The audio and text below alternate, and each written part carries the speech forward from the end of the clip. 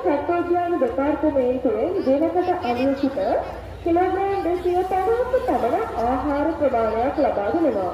ඒ ආහාරවලට තෙල්ලතු, කිතුල්ලතු, කස්කල, එළවලු වර්ග, පළතුරු වර්ග වගේම ධාන්‍ය වර්ගත් අන්තර්ගත වෙනවා. ඉතින් ඔබට තේරෙනවද අලියාගේ මේ හොඳය? මානව ශරීරයේ තියෙන සූක්ෂම අංගයක් විදිහට මේ හොඳවල හඳුන්වන්න පුළුවන්. මේ හොඳවලේ ක්‍රියාකාරීත්වයට මාංශ පේශී ලක්ෂයක් පමණ ගායක වෙනවා. ඒ වගේම තමයි මේ හොඳවල නිර්මාණය වෙලා තියෙන්නේ උඩටලත් මාංශයක් එකට එකතු වීම තුලින්.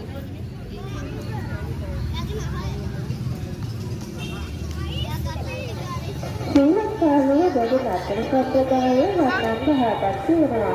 ඒ වර්ණන් 10 දෙකක් තමයි සතරවන්නට කියලා කියන්නේ.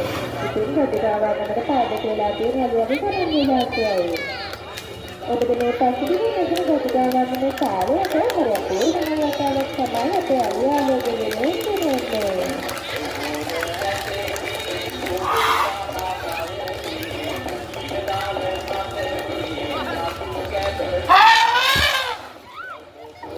ඒ කිසිම හැකියාවක් නැතිව පිටින් පිටින් අලුතින් හදන අපේ මොනවාට පස්සෙනවා.